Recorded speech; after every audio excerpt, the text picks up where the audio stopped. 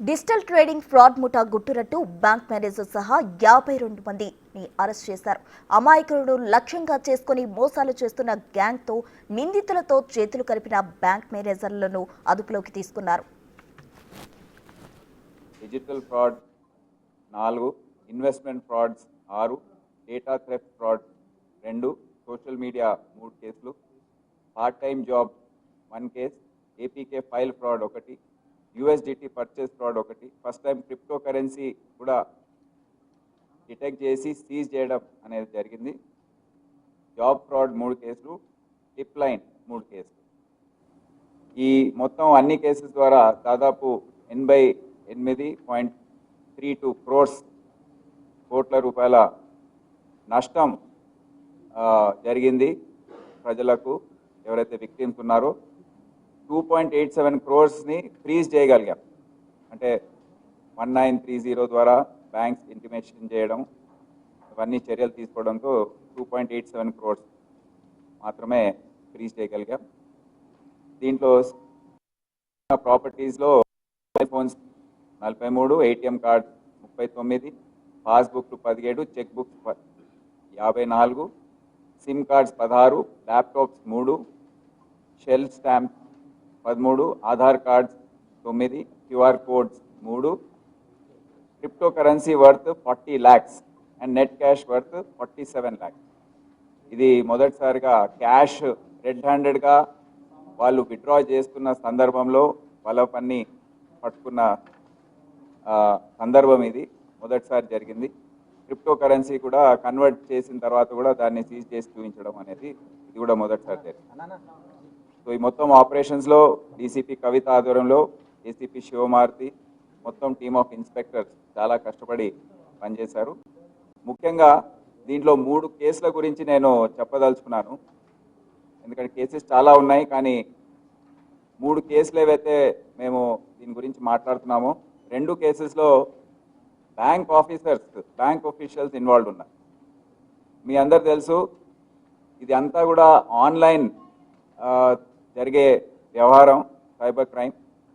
అయితే దీంట్లో banks accounts, bank officers పాత్ర దాంట్లో కీలకంగా మారుతుంది. మేము ఇన్వెస్టిగేషన్ చేస్తున్న సందర్భంలో ఈ వ్యవహారాలన్నీ బయటపడుతున్నాయి.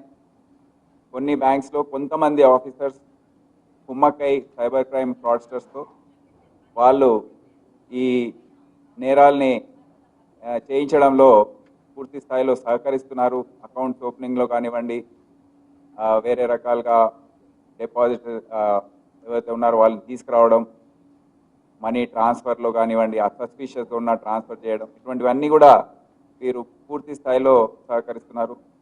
3 బ్యాంక్ ఆఫీసర్స్ని కూడా అరెస్ట్ చేయడం జరిగింది.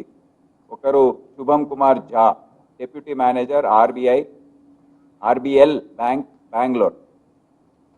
రెండవ అతను Haroon Rashid, assistant vice president Axis bank Bengaluru. Tata Srinivasarao, sales manager Kotak Mahindra bank.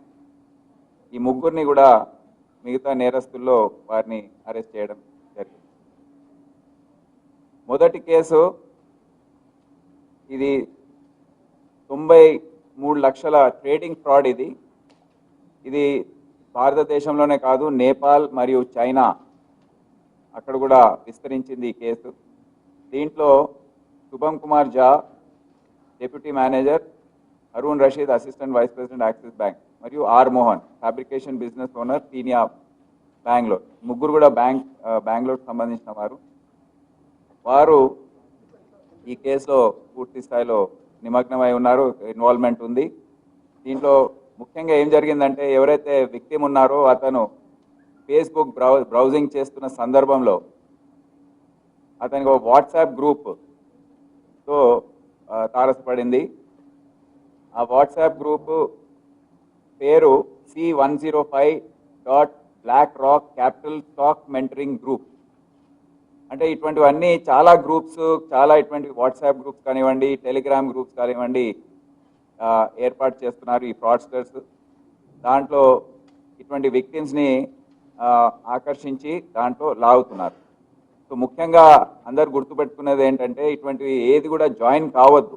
ఇవన్నీ ఫేక్ గ్రూప్స్, మిమ్మల్ని లొంగుపరుచుకొని దాని తర్వాత మోసం చేయడం అనేది దీని ఉద్దేశం. దీంట్లో ఎవరు కూడా ఇప్పటివరకు లాభపడలేదు. సో దీంట్లో అతను ఫస్ట్ అదంతా చూసి జాయిన్ అయిన తర్వాత అతనికి ఫేక్ కన్వర్జేషన్స్ ఉంటాయి. దాంట్లో మిగతా మెంబర్స్ కూడా అంతా ఫేక్ ఉంటారు. వాళ్ళు నాకు ఇంత ప్రాఫిట్ వచ్చింది, అంత ప్రాఫిట్ వచ్చిందని చెప్పడము, వీరు ఎవరైతే జాయిన్ అవుతారో వారు దానికి వారికి ఆకర్షణ అనేది ఏర్పడడం, అరే ఆశ అంటే ముఖ్యంగా దీంట్లో గ్రీడ్, ఆశ ఏదైతే ఉందో అది మూల కారణం ఈ సైబర్ ఫ్రాడ్. సో ఇతను కూడా జాయిన్ అయ్యాడు. జాయిన్ అయ్యి ముందు 40,000 దాంట్లో ఇన్వెస్ట్ చేశాడు. 40,000 ఇన్వెస్ట్ చేసిన తర్వాత ఆయనకి ఇనీషియల్గా కొద్దిగా ప్రాఫిట్ చూపించారు. అది చూసి మురిసిపోయి ఇతను మళ్ళీ ఆశ పెరిగి దాని తర్వాత ఐపీఓస్ కూడా వస్తున్నాయి, దాంట్లో ఇన్వెస్ట్ చేయాలని చెప్పడం. కొద్దిగా ఇన్వెస్ట్ చేసిన తర్వాత అనుమానం వచ్చింది ఇతనికి.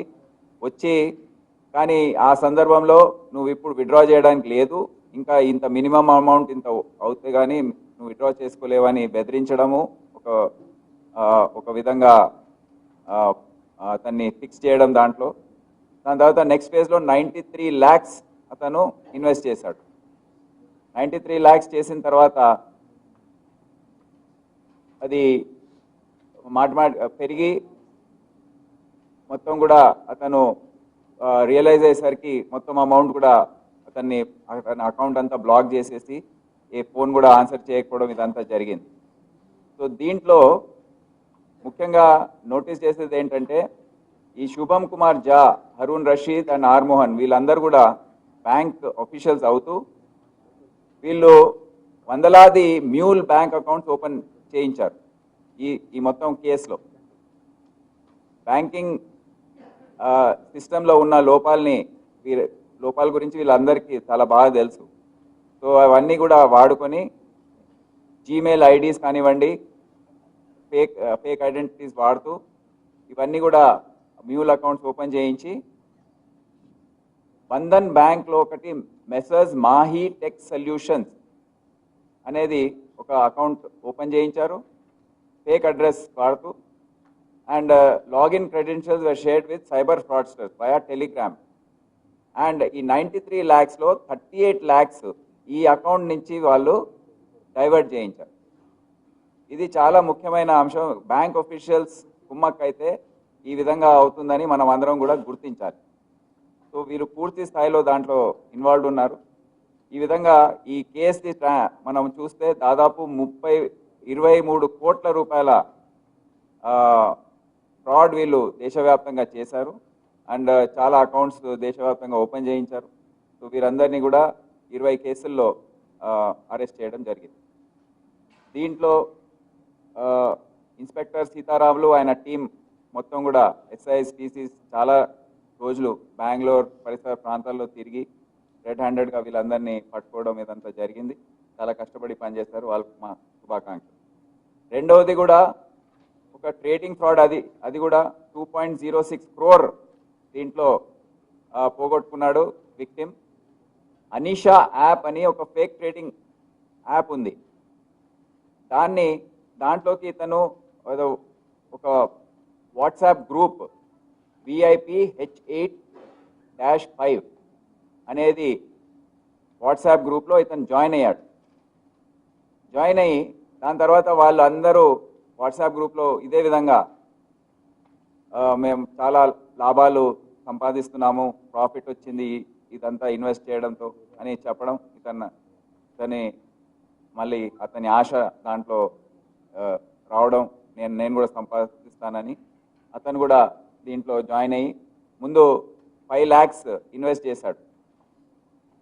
అదేవిధంగా ప్రాఫిట్ చూపించి అదంతా చేసి దాని తర్వాత 27.5 lakhs ఇన్వెస్ట్ చేశాడు.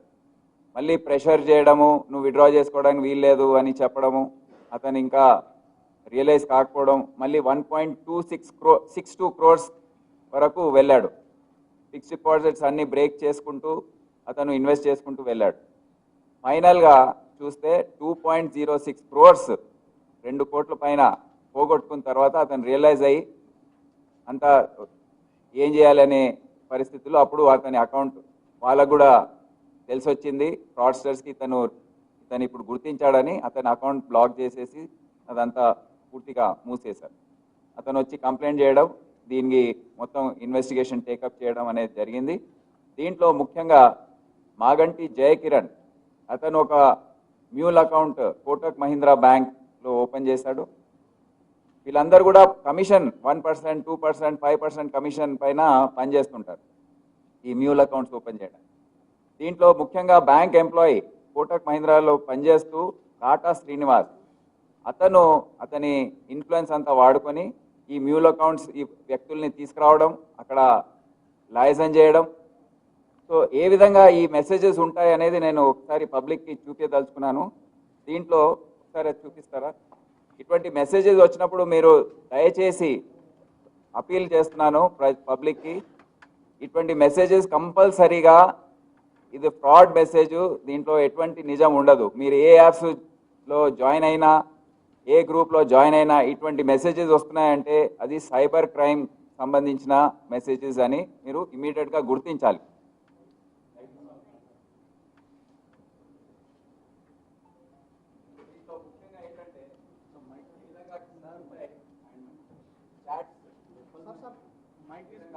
వేరే వాళ్ళు చాట్ చేస్తుంటారు. I am very satisfied.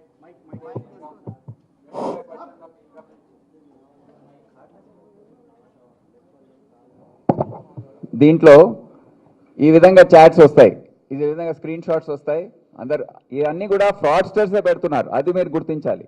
దీంట్లో ఎవరు కూడా మిమ్మల్ని మభ్యపరిచి లొంగదీసే విధంగా మెసేజెస్ పెట్టేది వాళ్ళు కూడా ఫ్రాడ్స్టర్స్లో ఒక సైబర్ క్రైమ్ చేసే ఎవరైతే ఫ్రాడ్స్టర్స్ ఉన్నారో, క్రిమినల్స్ ఉన్నారో వాళ్ళే ఈ మెసేజెస్ అన్నీ ఒక టీం ఉంటుంది అక్కడ, వాళ్ళు అక్కడ కూర్చొని ఇవన్నీ పెడుతుంటారు.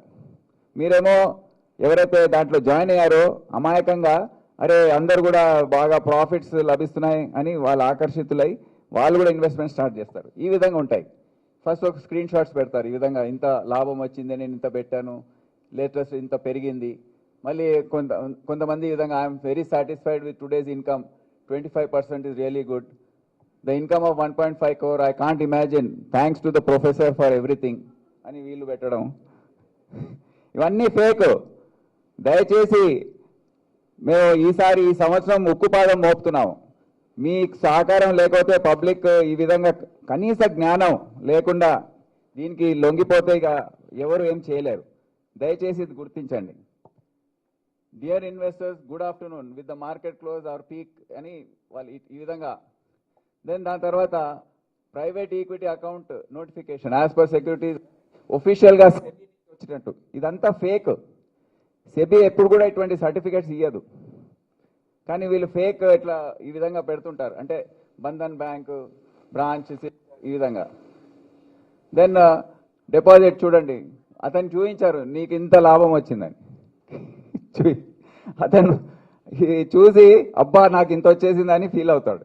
ఇదంతా ఫేక్, ఇదంతా ఏది కూడా ఉండదు అక్కడ. జస్ట్ అతన్ని నీకు ఇంత ప్రాఫిట్ వచ్చిందని చెప్పుకుంటూ వెళ్ళడం అనేది జరుగుతూ ఉంటుంది. దాని తర్వాత ఇదేంటి channel 1, channel 2 apparent profits in the app. ఈ విధంగా అపారెంట్ ప్రాఫిట్స్ అంటే మీకు కనబడేటివి. సో ఇవన్నీ కూడా ఫేక్ విక్టిమ్స్ ల్యూర్డ్ త్రూ, ఇవన్నీ ఈ విధంగా జరుగుతూ ఉంటాయి. సో నేను అందరికి అపీల్ చేస్తున్నాను, ఇది చాలా ముఖ్యమైన అంశం. ఇటువంటివి ఏది కూడా మీరు లొంగొద్దని కోరుతా ఉన్నాను. ఇది ఆఫ్ చేసి లైట్. ఇదే కేసులో మొదటిసారిగా మొహమ్మద్ జునేద్ అనే వ్యక్తిని పట్టుకోవడం, అతను క్రిప్టో కరెన్సీగా ఈ క్యాష్ అంతా ఏదైతే డైవర్ట్ అయ్యి వస్తుందో అది క్రిప్టో కరెన్సీగా మార్చడం అనేది అతను చేసే ఎంఓ అది.